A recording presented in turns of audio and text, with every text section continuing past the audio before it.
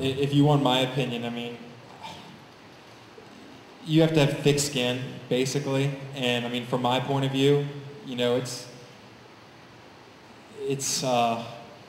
you know, I have people inside of City Hall, council people, whomever, who are, yeah, good sources and they give me information.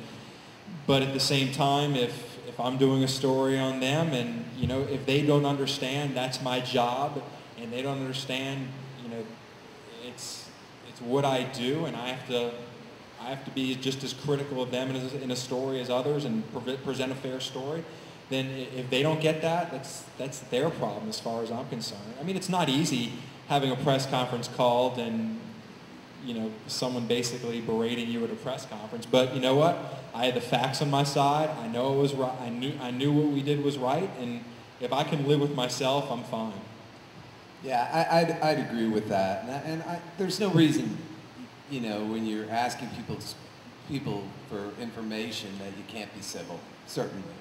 And I do think that, well, I know that a lot of time our sources we're not printing all of our sources because a lot of people want to be off the record, a lot of people are going to tip that. But just as Lee said, those same sources sometimes become the subject. And I think as journalists, as long as you're fair, I'm not going to use the word balanced, but as long as you're fair and, you know, you present the argument in, you know, you give both sides unless the other side is completely ridiculous. Or doesn't want to talk or is completely ridiculous. I mean, there are certain points, I think, as journalists where we can go, okay, there might be another side, here's what it is, but it is ludicrous. Okay.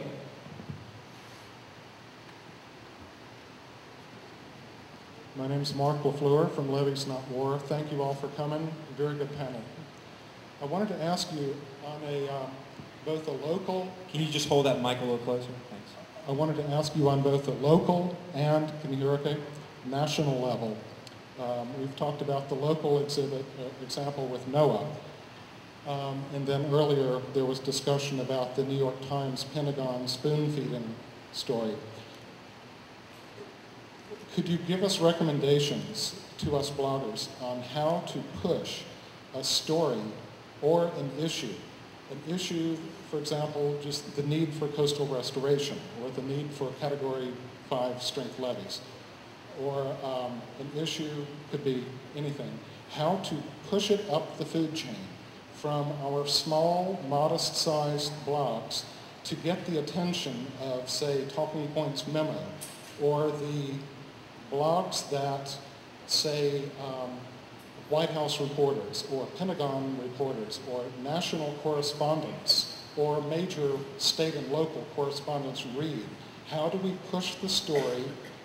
Can you recommend any ways to frame it or to strategies for framing it or just pushing it up the food chain?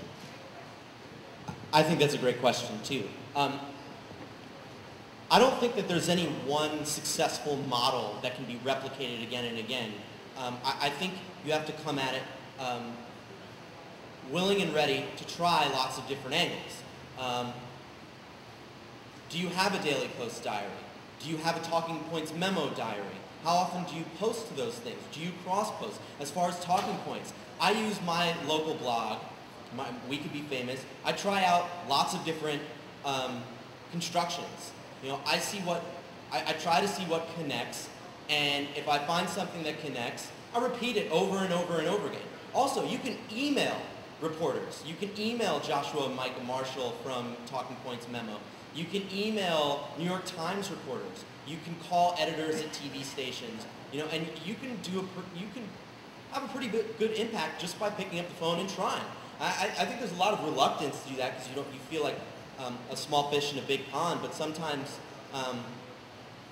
you'd be surprised by how much you can hold your own out there.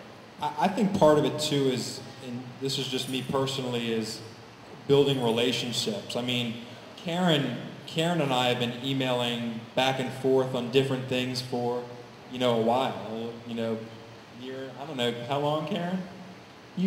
Yeah. So I mean, almost 3 years. So I mean, it's been a while, and I think when you have relationships, it helps. The trust is there.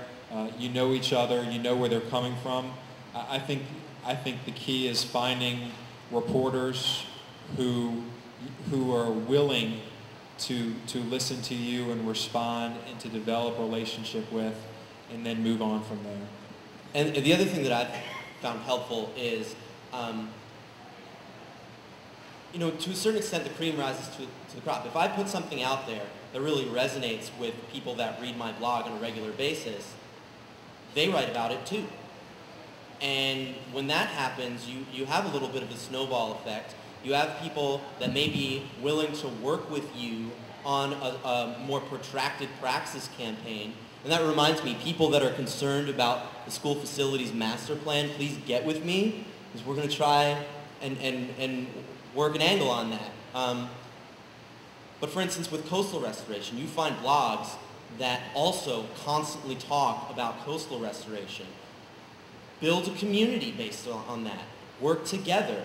Rapid response if there is a negative article that works against your cause. Things of that nature. I mean, you have to be willing to engage, not just be a small fish in a big pond, but swim with a school of other small fish. I'm going to drop that metaphor now. This is in regard to aliases again, and the question I basically had was, doesn't using an alias or an anonymous comment on a web page weaken the sincerity of the argument being made, such that if the person who's making it isn't willing to stand up and say, look, this is me, I live on Pacific Street, I'm a citizen, I'm making this case, how is the person who's reading it supposed to say, yeah, I agree with you when you're this, NOLA kid 17 or, Bywater Bill or something such as that. How much credibility can be given to somebody who's using an alias when they're not going to stand up and just say, look, this is me. I'm saying this. I'm one of y'all. You know what? I've had the point of view. I've thought this many times when I read, some anonymous guy rip my eyebrows. Let me see a picture of you, buddy, and critique you. All right? Show me your eyebrows. Yeah, we can play that way. Well, I think that's a good point, though. I think it's a fine line. I think it's a tough thing to call, because I think there are some bloggers out there who remain anonymous because maybe they have to. I don't know their circumstances. Could have a job. There's some reason why. Yeah, but it's good conversation. It's good that they're getting their voice out there. Now, the other hand, the flip side to that is, I think you would see a huge decrease in all the Times-Picayune comments. No, NOLA.com. NOLA.com yeah, comments. NOLA.com, if they would put their name to it. Yeah, because they need to get that NOLA.com cleaned up and quick. It makes us all look bad to see 400 comments about Chocolate City and misspellings of,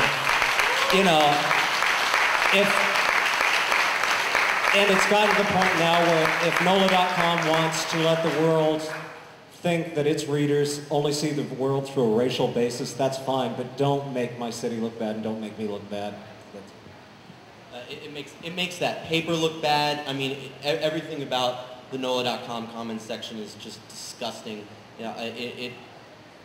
It's where the worst of talk radio goes. If you get kicked off of talk radio, if you're too racist to go on talk radio, you go to NOLA.com. All right.